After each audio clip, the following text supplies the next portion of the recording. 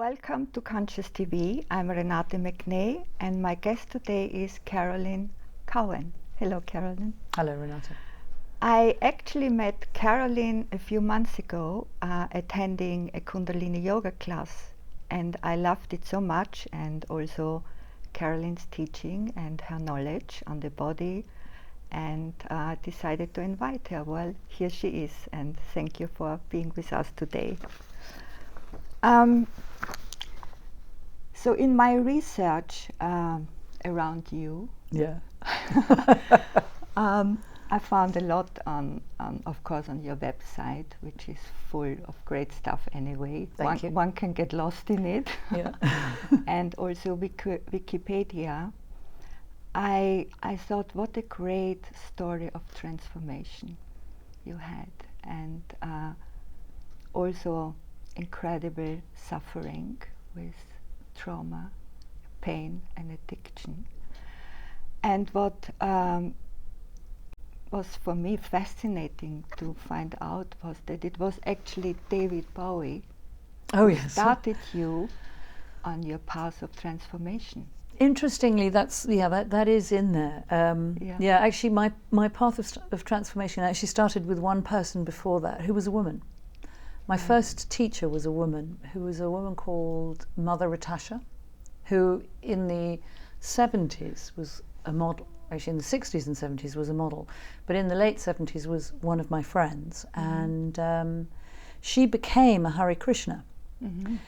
And then she was still a friend, and at the point where I knew I needed to do something because I was really suffering too much with what I was doing to myself, I started going to see her.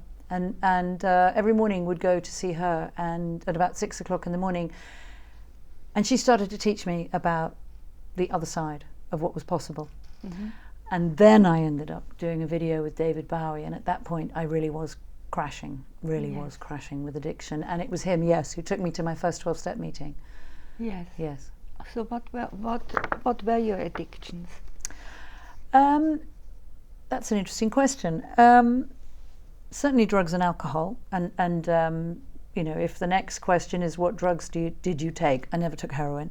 I had a stepbrother who was a heroin addict all his life, and even at I got sober when I was 31, and even then I just was never drawn to that. So I used a lot of other stuff. Started using when I was 11, with him actually, interestingly. My addictions were also alcohol, very seriously, alcohol. Gambling, big on gambling.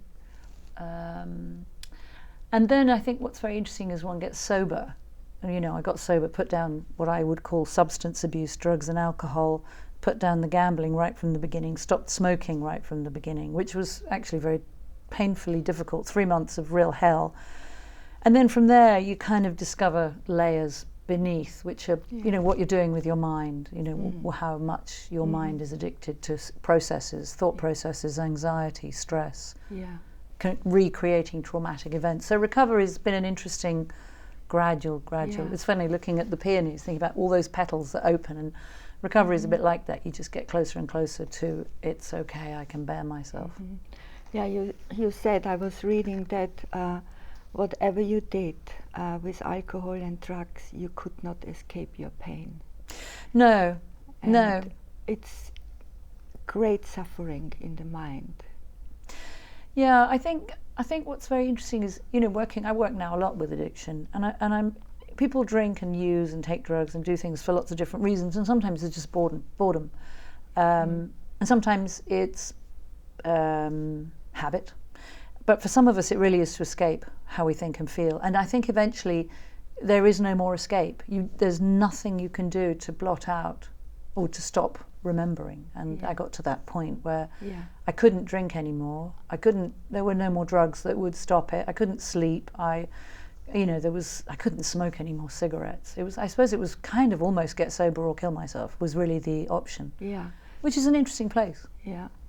Do you think so? Yeah, I do. I do. I do. Yeah. Yeah, so then I guess it was David Bowie who just came into the right moment in this place you have been. Yeah, I think it was an interesting moment because on some weird level I was phenomenally functional. at that point, I was 31, it was 1991, I was probably the most successful body painter, makeup artist. I was working huge jobs, I mean massive jobs, massive responsibility. You worked with incredible names like Bryan Ferry, Freddie Mercury, Elton John. Yeah, and then I was also working in advertising, making a lot of money, spending all of it on drugs. Yeah.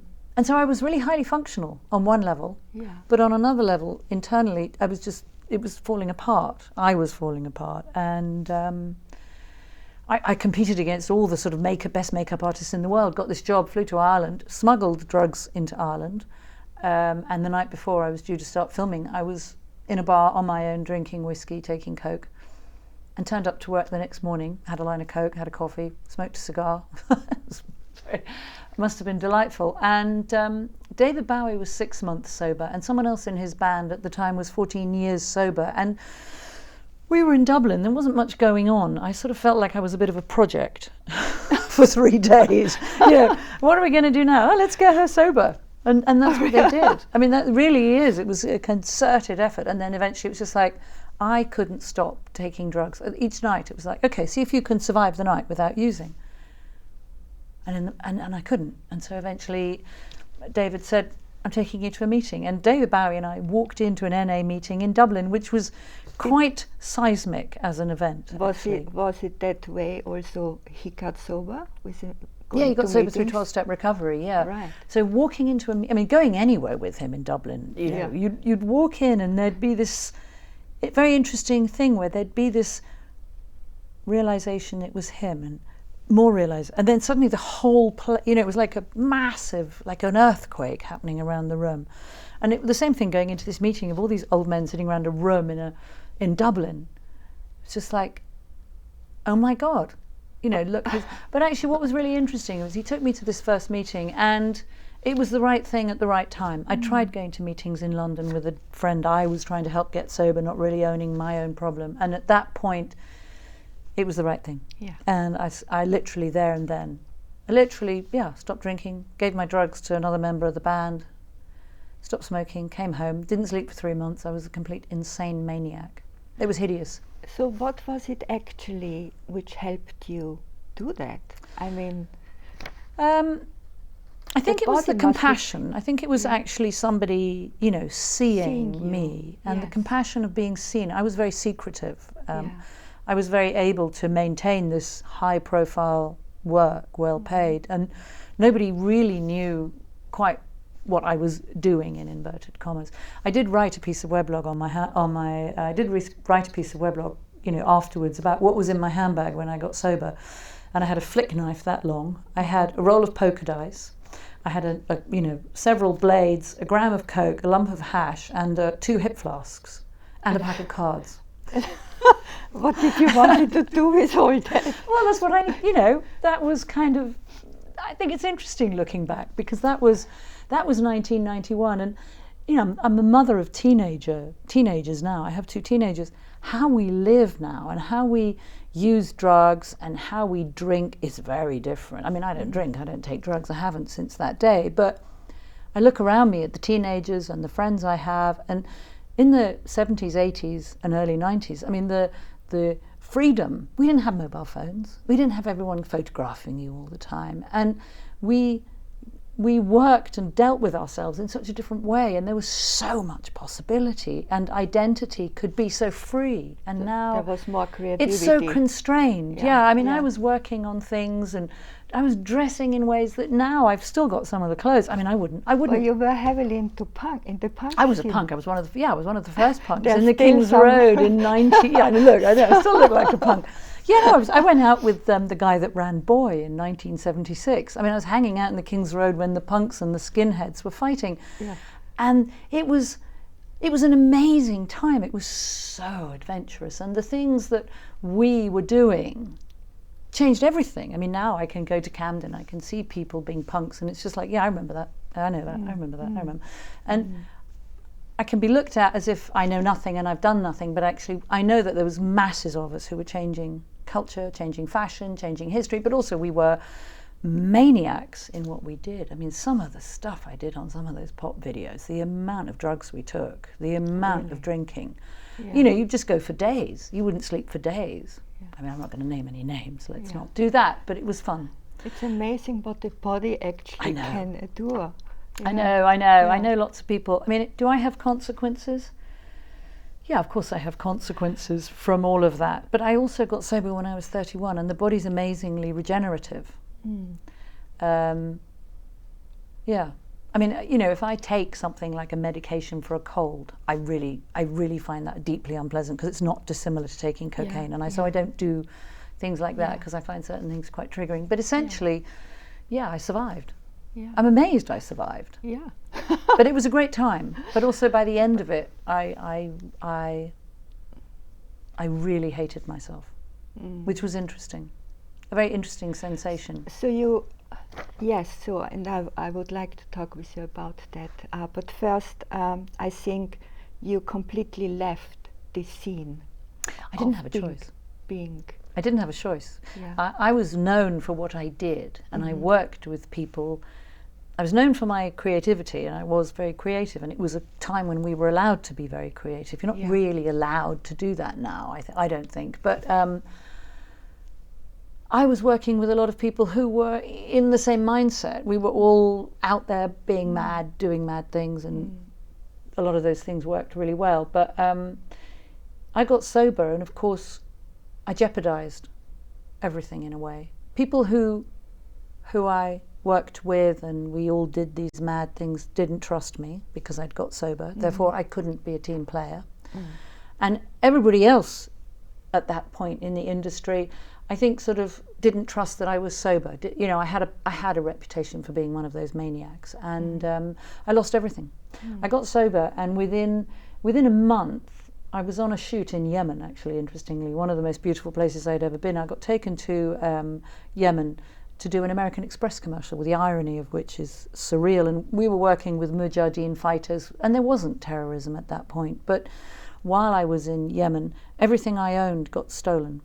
Wow. I came back, my flat had been burgled, and I had nothing. And then at that point, Margaret Thatcher and the interest rates went up to 19%. I lost my flat. So my flat got taken, and I had negative equity in my flat. I lost my car. I lost my boyfriend, you know, because I wasn't sober, and because I was sober, and nothing.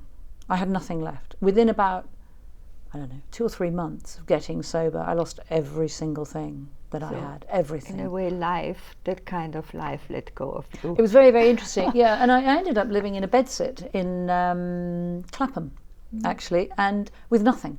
And I had to go to an ex-boyfriend and say, look, I really do have nothing. Can you help me for a bit? And begin again. So you started, was this before you got a photographer? It was at that point I became a photographer. I had money saved to pay my tax and my VAT, and I spent it on a Hasselblad camera. I think it was about £450, and lenses. And at that point, everyone was using film. And I decided I wanted to be a photographer, so I went to Ilford and said, I'm a photographer, and I'm going to go to India and photograph nomads. And they said, fantastic, we'll give you all this film. And I went to India, and I stood there kind of going, I didn't think about where I was going to find the nomads. But you also tried to find the magical spark in people. Yeah, no, I'm interested in that. And so what is that for you? What is the magical spark in people? Yeah, how do you see it? How do you find it? You're jumping away into something different, so expand your question a bit. Well, what I have in my notes, that after you left the drug scene, you became sober, you became a photographer. Yeah. And you were just saying that you got a Hazelblad. Yeah. You went out and you photographed nomads. Well, I went to India, and decided I wanted to photograph nomads. But I got to India and I hadn't really thought about where to find the nomads. So sort of like arrived at Bombay airport and thought, and then I remembered somebody talking about somebody up in Gujarat, and Gujarat is the ear of India, never eat shredded wheat west. And so I went there. I went to see this person, which was a camp in the desert of the north of Gujarat, so a very strange place to go to. And he said, yes, I'll take you to the nomads. His father was a king in the area, and his father was a ruler of something like 20, well, I don't know, several decades, tens of thousands of nomads. And so for about 3 months I stayed on this camp, and we went looking for nomads and photographing nomads with a Hasselblad. And it was amazing, because this part of India was very little known, it was very little visited, and it was very rare for any of these people to see a white person. So not only was a white person, but I was a white person with white hair, and I was taking pictures, going around with shepherds dressed in camel shoes and fantastic turbans and wearing extraordinary tribal gear, sleeping in fields, travelling around just photographing these tribal people, and with this all this film that I'd been given by Ilford. And it was an amazing experience. I went back 3 times, and then I ended up working with photographing sterilisation clinics and sterilisation clinics and women and children in sick women and children in clinics all the way through India. So I accumulated these amazing photographs, came back to London and went to the Independent and said, I've got these fantastic pictures. And they said, fantastic, we'll do a series. And they did a whole thing on me and 27 amazing. Pictures, and then I won an award, and then bit by bit. But in terms of people and in terms of taking pictures, and I think in terms of what I have always done, even as a makeup artist and body painter, is really try to give somebody the space to kind of bloom. I think now I'm a teacher and I'm a therapist, I hold a space that says it's okay, be yourself. Yes, I experienced it's safe, be yourself. Who are you? Because whoever you are is fantastic. We are all fantastic, but we get very limited by our stories, we get limited by our response to our stories. And some of our stories are fantastic. I don't regret my story for a minute, but I think the challenge is to find a way to stop resisting your story. Well, you said in the moment you got bored with your own story, healing began. Yeah, I think that when you really get bored of who you are and how much you're suffering, I think that's a pivotal moment for a lot of people. I can't bear this anymore. I can't bear how I feel, and it's at that moment. How did you get out of that? Out of what? Well, out of this story, this suffering story. I think first of all by getting sober. The thing about using was I used to forget. Yes. I used to forget. Yes. I wanted to forget. So I couldn't go to sleep without music or without some kind of sedative. I couldn't wake up without something to wake me up. I was using everything from tranquilizers to sleeping pills to weed to alcohol to different drugs. And experiences as well. And when I stopped all of that, there was just this, it wasn't silence. You'd think there'd be silence, but there wasn't. There was just a relentless remembering of all the things I tried to forget. And I'm not now at this point in my life that keen on kind of recounting tales of hideous things. It doesn't matter. It's fertilizer. It's made me who I am. But waking up from all of that numbness was very painful, and it was a series of gradual steps. For a long time I was very I couldn't have stayed sober without 12-step recovery. It changed my life. I have enormous gratitude to NA and AA. And then I got involved in SAA, Sex Addicts Anonymous. My history meant that who I was in my body and my physical body and my response to the other was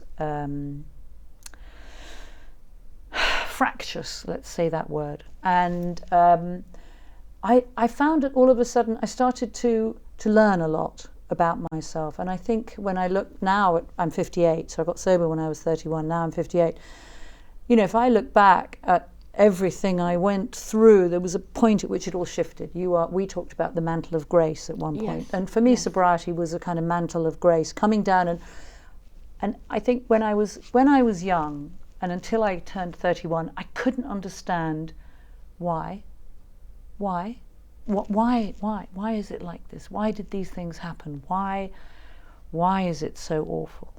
And now I can look back and I can make sense of it, and it has value. So I don't regret anything, but I think the interesting thing about getting sober and the way that I move forward through my life has meant that now I'm comfortable. I don't have a reaction or a rejection of who I am or my story. I'm completely comfortable with it, and it makes sense. And actually, I don't think I'd be who I am, able to do what I do, if I hadn't been through what I went through. So there's quite a sort of glorious freedom, actually. So a lot of forgiveness must have happened. Not for a long time. I mean, there are still people I don't forgive, and I find that very interesting. You know, we originally met because of these conversations about spirituality to a degree, and there are people I don't forgive. Why should I? Does that make me less spiritual? Well, I find it interesting. I found in one of your blogs. It's a horrible word, isn't it? Blog. One of my blogs. The spiritual journey is an abstract concept. I think it is. But don't you think so? I find it hilarious. I mean, if you think about religion is almost a series of rules, precepts that you have to adhere to. Yeah. Religion says concepts. Just take other people's concepts on. You mean if you become religious? Religious, yes. Yeah, so if you become religious, you have to follow a series of rules. Yes. I mean, I find it abstract. I don't object to religion per se. I mean, be religious. I don't have a problem with it. I love the iconography. I love the music. I think the churches are fabulous. You know, some of the most beautiful mosques I've ever been in are just mind-blowingly beautiful. And, you know, religious people, fantastic. But I don't want to be religious. But then, okay, so let's be spiritual. And I've been teaching I've been sober for 27 years, I think, and you know, part of the recovery process is it's meant to be a spiritual practice, you know, and then you're sitting there in these rooms with all these rules up about how, you know, the rules of 12-step recovery. Let's say they're steps, they're not rules, they're steps, and then you've got the principles. 12 principles. I don't know if you know anything about recovery. It doesn't matter, but in 99.999% of the cases, God is a man. Yes. Well, I went to Catholic school. Right, so did I. That's what I learned. So did I. And I wasn't a Catholic. So my experience of Catholic school was that I would have to stand up and the priest would say, nobody can speak to her because she's a Protestant. So you can't speak to no self-respecting Catholic will speak to a Protestant. You're a miserable sinner. Yeah, I'm a miserable sinner. I'm going to burn in hell forever. My parents were divorced. They'll burn in hell forever. And at the same time, that man would let me go to his house and drink and smoke cigarettes when I was 13, 14. Yeah. And, you know, and that's fine, absolutely fine, whatever. But you get to this point where you say, okay, I'm a Kundalini Yoga teacher. I'm supposed to be spiritual, in inverted commas. Well, what is that? No, but... what is it? I mean, it's an abstract concept. I actually looked up what after I read that, I looked up in the dictionary what they say. And they said a spiritual person is somebody who knows that we are one and we live accordingly. So one what? One, we're one, we are not separate. One with what? Well, we are all connected. Okay, and so, so we're all connected, absolutely. Okay, so then what? Yeah. And we live accordingly. And what does that mean, we live accordingly? Well, we try to I feel like I'm interviewing you now. You see, I want to come back to to one experience you had when you were young, where you said the whole universe opened up to you. Yeah. Yeah. Yeah. So you saw a glimpse of something which is bigger than what you knew by that time. Yes, I did. And I had, yes, it was an extraordinary experience. You are still impregnated by that experience. Impregnated is an interesting word. No, sorry, what's the right word? Imprinted by that. Maybe. Influenced, maybe? Yes. Yeah. But you told me when we spoke on the phone that you still can feel it. Oh, I still can see it too. Right. And that's what I would call a spiritual experience. Yeah, and I've had several spiritual experiences. Yes. I've had amazing experiences. Okay, but what's very interesting, something I find very, very interesting is I'm charismatic, I'm good looking, I'm a yoga teacher, I'm a therapist. People spend their life sitting there looking at me. Yeah. I mean, okay, they're going to sit here and look at me and you on this, but people spend their making assumptions They make assumptions, and there is a I mean, I'm a yoga teacher, okay, so within just that field alone, there's a massive amount of assumptions and projections and decisions that are made about me. Yes. I'm a therapist. People sit and they look at me for days and months and years, lots of different people. Everybody comes and they sit and they make decisions. And so I'm not just moving through the world, going, I'm one with the universe, thinking, and what does that mean? Yeah. I'm actually having to consciously deal with, respond to, and live with 1,000 projections put upon me all the time. So I have to think about, what is it? I'm a teacher. I'm a Kundalini Yoga teacher. The expectation is that on some level, perhaps, that I should absorb Sikhism. I should be wearing a turban. I should have 10 men telling me how to behave and how to dress. And oh my God, I'm really naughty. I cut my hair. I'm not wearing a turban. You know, I sometimes don't wear white. In fact, a lot of the time I don't wear white. Therefore, who am I? There's a constant question, not just from myself, but also the other is always.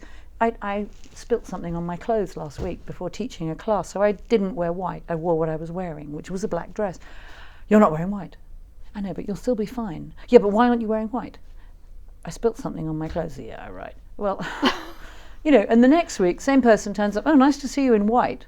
And it's a very interesting thing because there is this constant adjuring, this constant judgment. And so I'm always interested in, I'm fine, I don't mind. Say what you want to me. Yeah. But actually, my life is made and experienced and gained by constantly living with this questioning of what is it? What is it to be spiritual? How do I actually experience that and manifest that? Because in 12-step recovery, they say that religion is for people who are trying to save themselves from hell. Spirituality is for people who've been there. Right. Which is nice. Yeah. But then what is spiritual? What makes me spiritual? Do my beads make me spiritual? I mean, does the fact that I'm not smoking a cigarette make me spiritual? Am I not spiritual if I swear? Do I suddenly stop being spiritual? What happens if I go out and I have a piece of chicken? Have I just ruined my 22 years of being a yoga teacher? It's interesting, isn't it? These are all sins. I know, but it's a very so what, if I light a stick of incense, will I be forgiven? Yeah. I mean, so, and all of a sudden, is spirituality defined by Hinduism? I mean, and then, so then what happens if most of my spiritual connection comes actually from people and saying, here's the space to be yourself, and I'm a gardener and I'm a beekeeper. What's that got to do with anything that anybody in my world considers spiritual? Yeah. Absolutely nothing. Yeah. So I know you are also a great meditator. Yep. And Kundalini Yoga helped you transform a lot, and you I forgot now what I wanted to say. But for example, there's this one thing I want to read out because it really touched me, which you know, we can talk about being spiritual or not spiritual, but it is about what do I feel inside. And in every class I'm with you, that's where you are guiding us. Yes. You know, yes. That is who I am, no matter what people are projecting or thinking and so forth. And you know, in times of devastation, you know, and when that lifted, you said, when the mantle of grace descends and you realize that you have taken a step through a door and nothing will ever be the same again, and you see how divine life is here on this planet. Now that doesn't come through thinking, saying that. No. That comes through a deep feeling and realization of your own divinity. It does, yes, it does. It does, and it's interesting to hear you read back to me something that I wrote, because sometimes I read things that I've written and I think, gosh, isn't that interesting? Did I really? I mean, I believe it, absolutely, but yeah. So you know, so where do you want to go with that? Because I can go in a million places with it. Because I think, where would you like to go? Well, we had a conversation prior to this interview, which was kind of interesting, because I've never really, I teach all these classes and I work with all these different people, whether I'm a photographer or whether I'm a therapist or running workshops.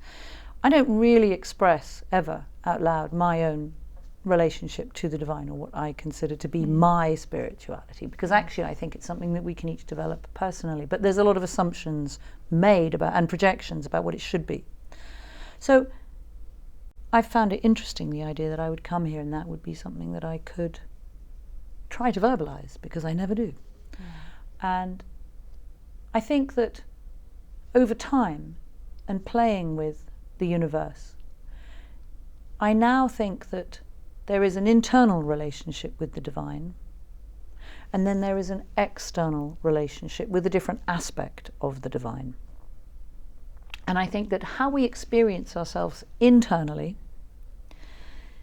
is very different to the rules and the structures that are put on us externally. And I think that the more that one can become aware of the difference between those two things, and how we create safety in both of those worlds, because they're two different worlds, is actually a very interesting experience of the self. I feel very strongly that there is a divine. We are, I believe that the divine was a seed. The divine wanted to be known, and that need to be known created an explosion. That's literally, chapter 1 of John in the Bible. But it's also the Big Bang. Mm-hmm. And we get into suddenly something very interesting. So if all of us are part of the divine expression of longing to be known, and the entire universe is made up of tiny moments of the divine, all recreating themselves over and over again, what I perceive and believe and desire and create within myself is what I experience outside. Mm-hmm. And they're two very, very different things. Because if I'm anxious and I'm unhappy, and I'm stressed, and I'm telling myself that I'm bad at what I do, and I'm useless, and I'm not functioning properly. Let's imagine that dialogue of anxiety. And I don't just mean me, I mean generally. Then the universe goes, oh, fine. We can do repetition, we can do dull, we can do depressed, we can do unhappy. That's no problem. But that's what you think, that's what you'll get. How did you realize that? Because actually, honestly and truthfully, I think... I believe that what's lost for women is the power of quantum physics. And that I believe that we are the creators of the universe, mm-hmm. and that we are actually phenomenally powerful. And the more we harness that, the more the universe says, okay. But I think that part of the drama at the moment is the need to silence women and to make us forget. I mean, we have centuries of being made to forget. We have no history. I mean, we have no history. We do the history of art as a book, classic piece of studying for anybody studying art, has not got one woman painter in it. Mm-hmm. The history of music, I think, maybe has one female composer. There is nothing written about us. Every history that ever existed was burned in the witch hunts. Between 9 and 27 million women, I think, is the number of women they think were killed in the witch hunts. And all of that wisdom was gone. And we are essentially now trying to remember. And one of the things I find very interesting about things like training to be a Kundalini Yoga teacher is that there's a large part of it. I know for me, going through the training in the 90s was like, I know all of this. I'm being reminded to remember. Mm-hmm. And I think that it's incredibly important that we remember and not just serve rules, but that we actually remember who we are and we remember how powerful we are. And as a teacher, that is my role, I think. And I think that's the outcome of everything I went through is how do you turn poison into nectar? What is the alchemical process? What are you doing with your energy and your power? You can give it all away and you can wait to be chosen. There's a very interesting thing, though, about being 50. I'm 58 now. I remember turning 50 and thinking, I'm done. I don't need to be chosen anymore. I'm done. I've done my breeding. I've done all of it. Now it's mine. And that's a really interesting thing. And all of a sudden, everything shifts. And it was, I think, I don't know how clear I'm being in terms of the answer, but if I think about spirituality and if I think about energy and if I think about internal and external, I think that we are, all of us, men and women, and those of indeterminate gender, we actually, when we start to harness who we are, we create massive change. And at the moment we get lost, we get distracted, we get suffocated and lost in the internet, in social media, exactly. in the news, and we choose to lose ourselves. Yes. And I think you actually have to remember. Yes, the mantle of grace, your divinity. You have to remember that actually you are creating the universe over and over again. Well, that's one reason why we started Conscious TV, and you are sitting here because, we all. And I see that also in the classes, in your yoga classes, and in your message you put out there in your DVDs and so forth. This compassion behind to help people change. It's a funny thing, isn't it? Because you say that. I perceive myself as somebody sitting by a doorway and saying, it's that way. Well, it could be that way, but, I know where the door is. Or certainly I know where a door is. And you can pick it up, you can go through the door or not. You'll go through the door when you're ready, and this might not be your door, but I certainly have a series of thousands of experiences that tell me when you remember yourself, when you can connect to yourself, when you can bear yourself, all of a sudden the whole world is a very different place. And that's an amazing thing. That is an amazing thing. And you have the whole process of transformation in you. And for me, the way I see this, this is an energy which is working with the people, a transformation of addiction, of trauma, of everything you used to have and you transformed. That is what you provide. And that's where people can tap in. I hope so. I do hope so. I think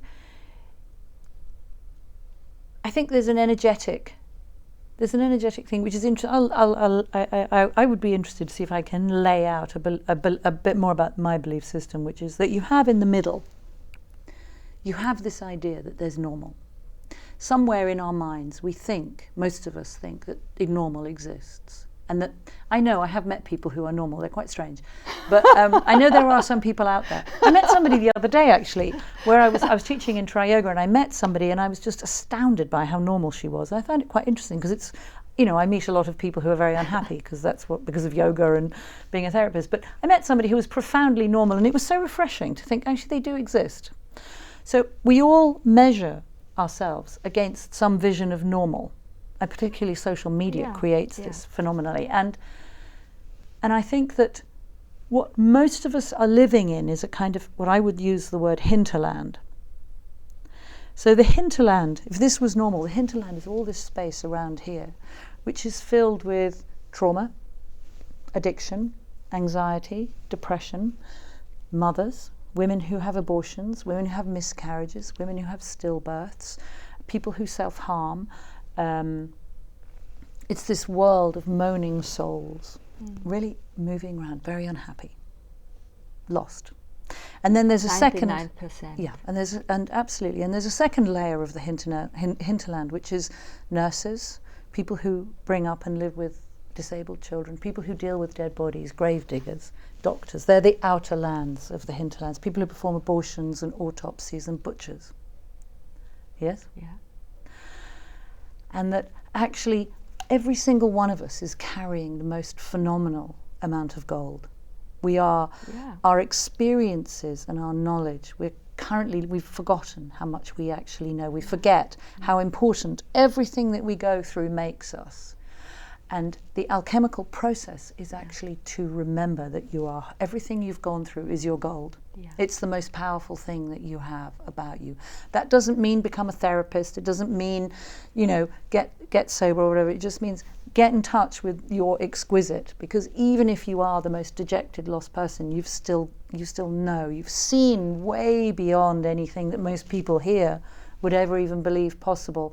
And those realms are where most of us are living, forgetting. We've been trained to forget how extraordinary we are. So I suppose, in a way, I think my job is to help people remember. Yeah. By recognizing that there's a process to go through, and then that turns into nectar. Yeah. And as you mentioned before, it's like petals are opening up till we find the divinity. So let's talk a little bit about Kundalini Yoga. Okay.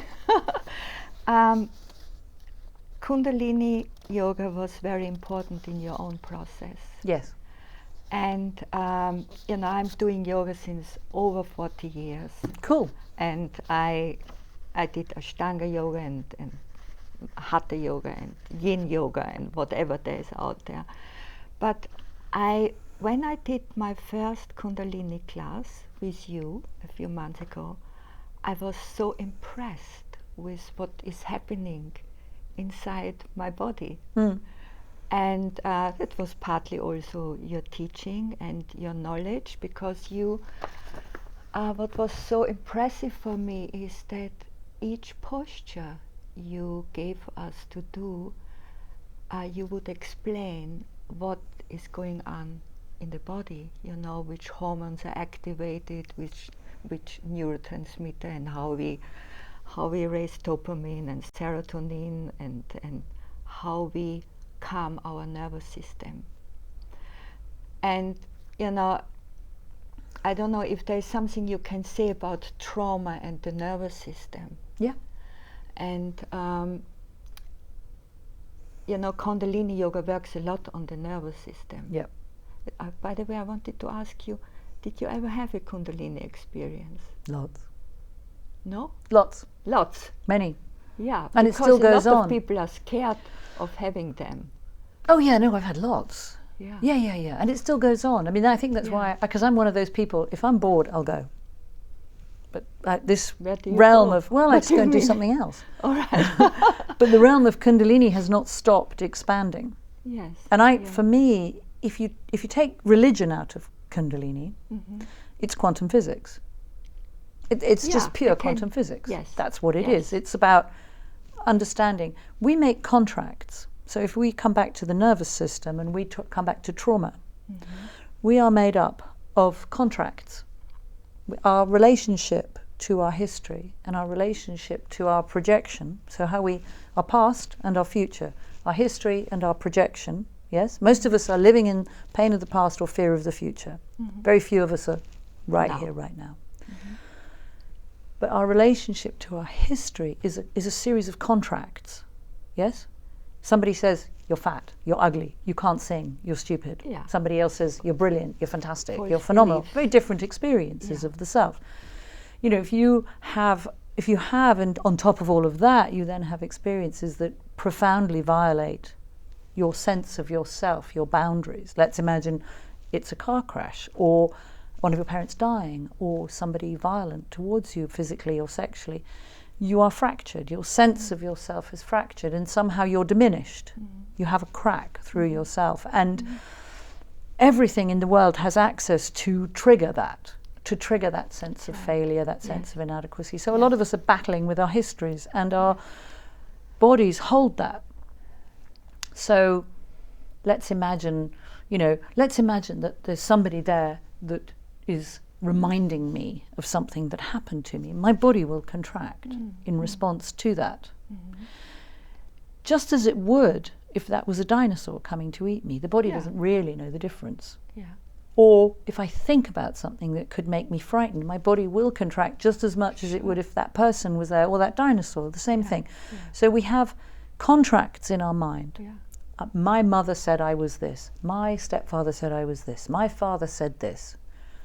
This happened. We have a contract with it. I'm always going to be fat. I'm always going to be diabetic. I will die of a heart attack. Backwards and forwards, yes? What we do when we look at working with the body, now that can be through trauma therapy, that can be through yoga, that can be through, it's about conscious movement. Running on a treadmill can make you feel good, yes.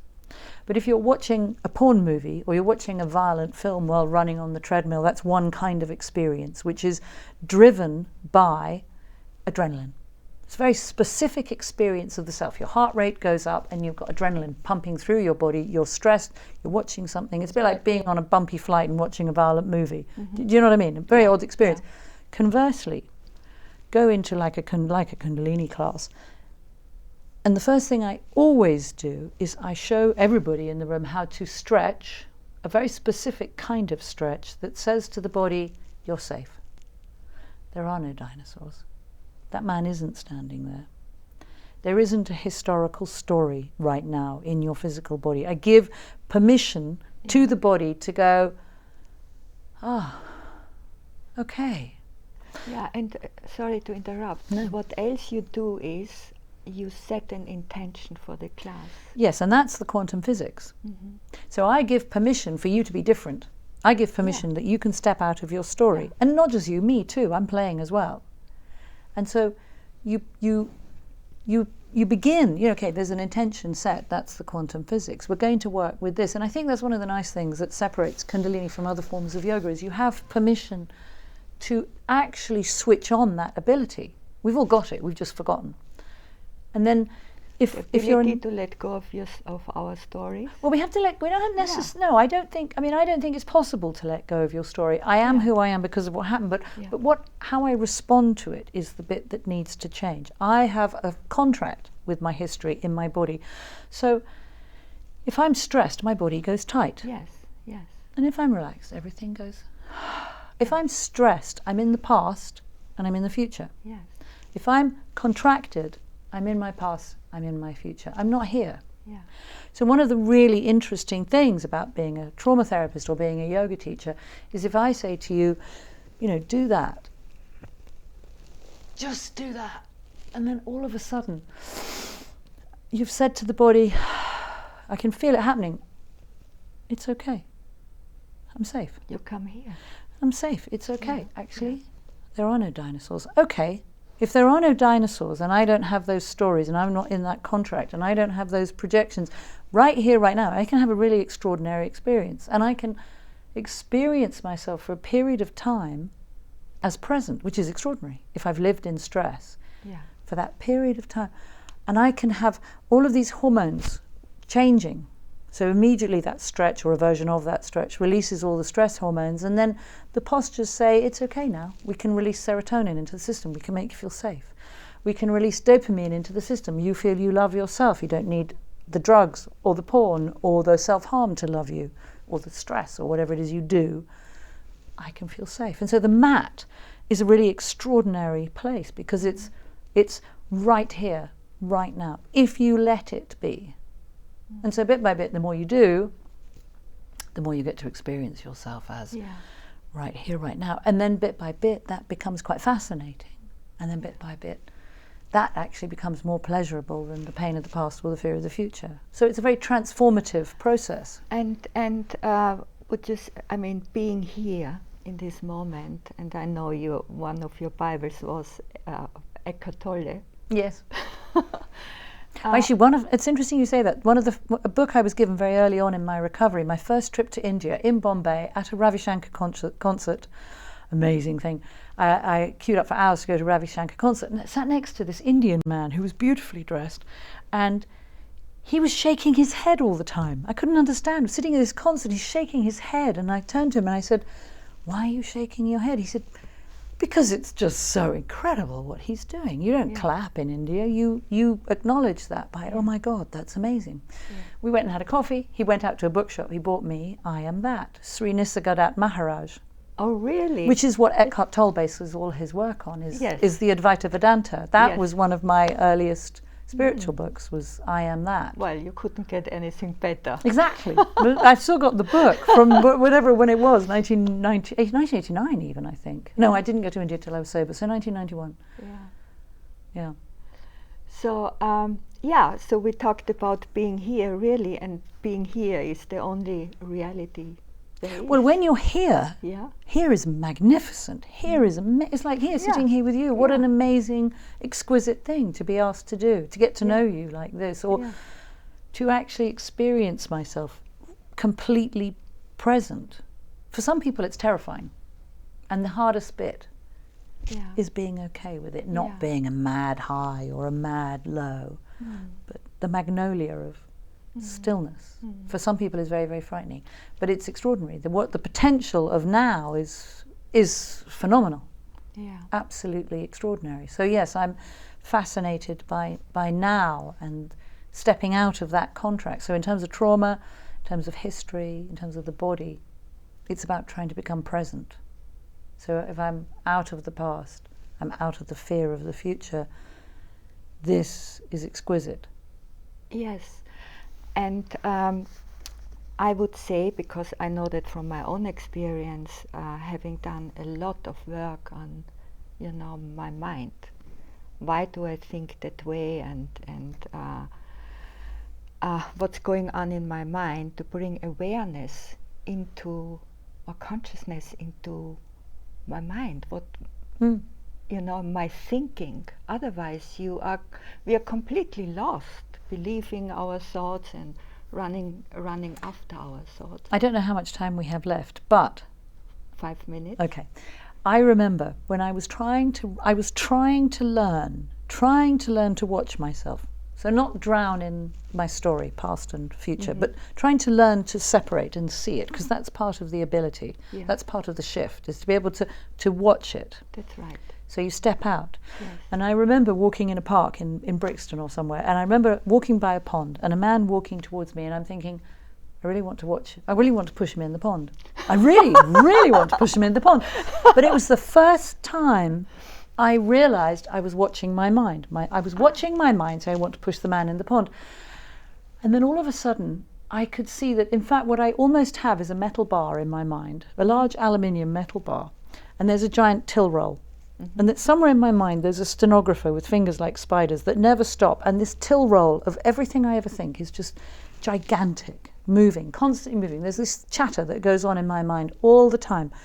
And for the first time in that moment, I remember, to me it's a spiritual experience, being able to push the till roll to the side, hear the sound of it sliding across the bar, and just think, you can go on over there, because I won't push him in the pond. But isn't that interesting? It's just constant, it'll never stop. Yeah. I'll never be able to stop it, but how much I engage with it is what's really interesting. And then from there, that was where I then learned, no, I'm going to go to sleep. I'm not going to think. I wake up in the night? No, I'm not going to worry. I need to sleep. I'm going to go to sleep. Now I'll think about that thing that bothers me, but it will not be overwhelming, and I will not be consumed by it. And I think we take a series of steps, and now as a therapist and as a teacher, I think my job is to hold people's hands as they take the steps. And some people stop, and some people get frightened, and then you take them up the next step. And it's a process, bit by bit, to say, you can stop your mind, you can become present, you can change. Your history does become fertilizer. It's not, it doesn't define you. That's right. So we have maybe a couple of minutes left, and when we spoke on the phone and I asked you, do you feel free in yourself? And you said you wouldn't call it that way. You felt peace now. Yeah. I'm not free, I have children. No, free meaning it's a certain freedom inside of us we feel when we stepped out of our mind. Oh yeah, I mean, without question, yeah, I really do, yeah. I have. That's right. Yeah, I find that's the best bit about it. That's the best bit about, and it is a journey, and I'm interested now what happens, because the journey's not over. It's never over. No, people say, oh my God, you had such an interesting life. It's just like, excuse me, I'm still having it. Started. What do you mean I've had? I'm still having, what's going to happen now? What's going to happen tomorrow? And I'm really interested that's why I think I still teach Kundalini, because I haven't reached the edges of it. I'm really excited by what I continue to feel and continue to experience and continue to understand, because it is, my daughter gives me lectures on particle physics and atomic physics, because that's what she studies. And it's just like, that's the Kundalini, that's that energy that we've all forgotten. And I get actually quite cross when it's men who take it over, because no, that's our energy. That's what we do, is this ability to create the universe. And that comes from inside. Yeah. It really does. It comes from how you are inside. Yes. Beautiful. Yeah. A nice ending. Yeah, Carolyn. Nice. Thank you very much for being with us. No, thank you for asking me. It's an honor. TV, and sharing with us your path, which is beautiful. And I also would like to tell you, Carolyn does a meditation now with us on. I'm going to teach you a breath called the 5-second breath. We learn the breath, and so stay tuned. Goodbye for now, and hope to see you again soon.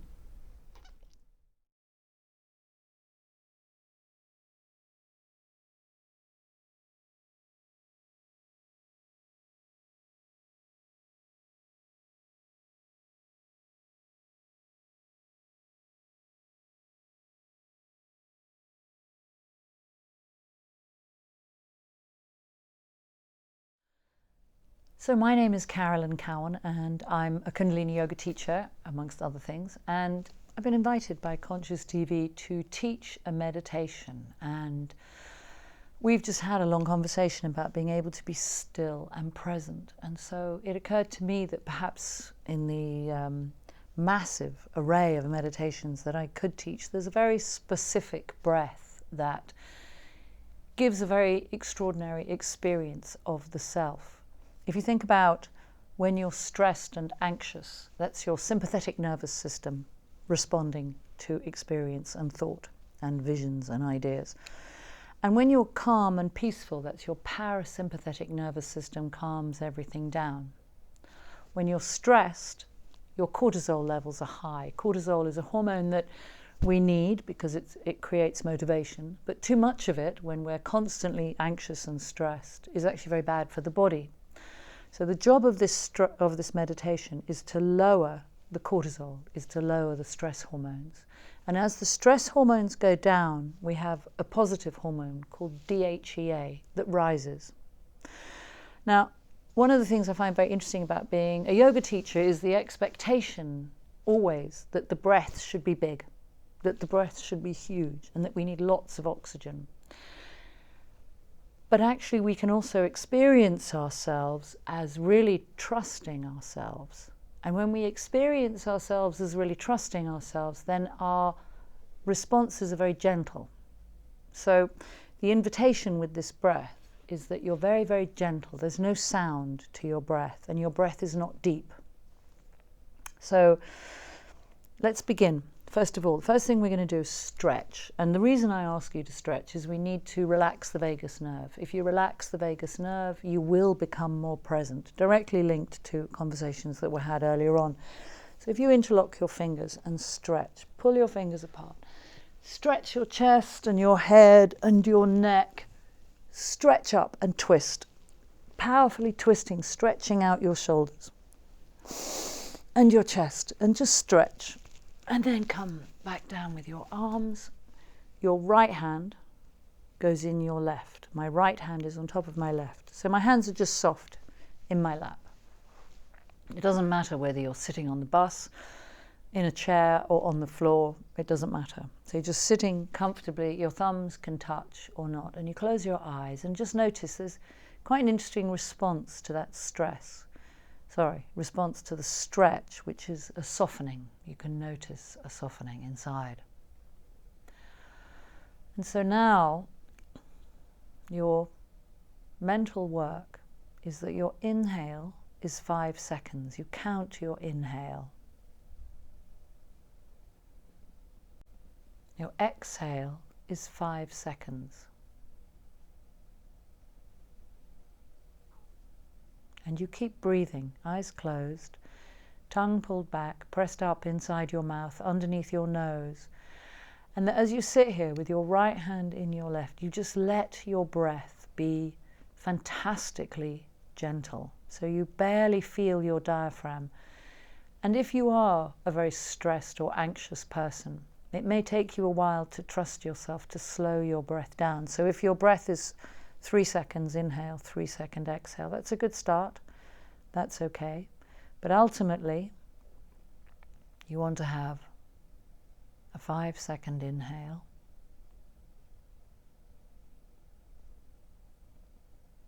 and a 5 second exhale.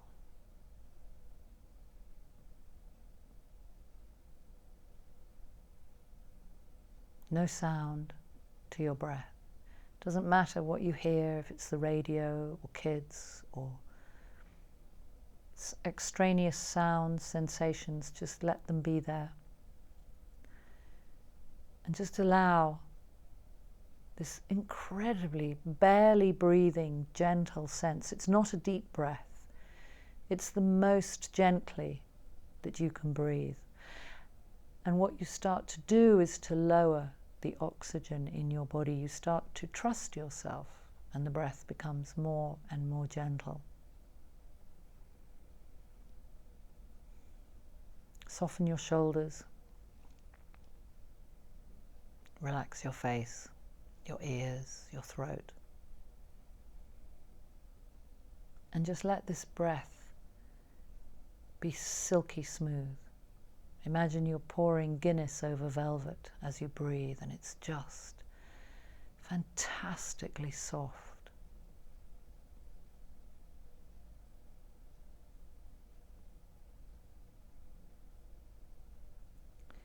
And bit by bit, it becomes more gentle.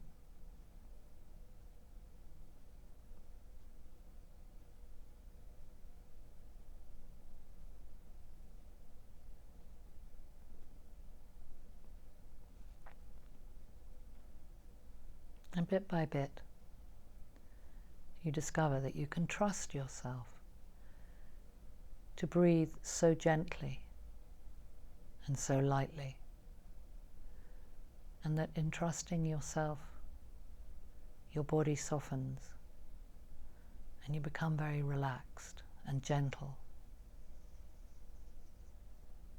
And it's about being gentle in response to yourself. We're harsh to ourselves, we're unkind, and we push ourselves too far, too fast.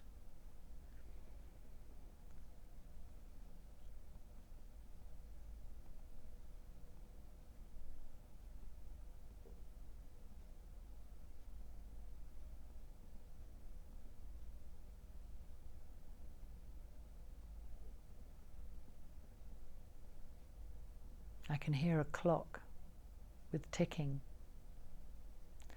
And it's actually quite nice to help me count. And the counting lets the mind be anchored in the breath.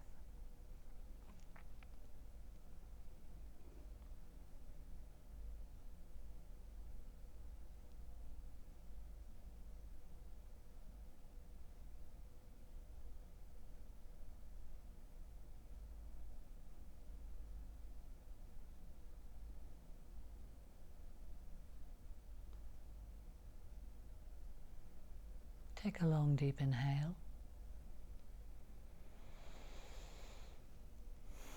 And exhale. Notice there's a really strong pleasure in having your hands together. It actually takes you out of the polarities of positive and negative. It takes you to a place called the neutral mind. Notice if you separate your hands, you want to put them back together. There's a very comforting sensation, but notice also the gentleness that comes with the breath. It's a good practice. It will help you sleep. It helps you be kinder to yourself and others. It helps you to relax your body and turn down the stress. When we're in stress, we're not trusting ourselves or the universe. So play with the 5-second breath. It's a very, very, very, very lovely breath, and interestingly, it expands itself into all kinds of things. You can do it when you're walking. It takes a while to get to be able to walk and do a 5-second breath, but do it when you're sitting, traveling, whatever. It's a very nice way to play with the self.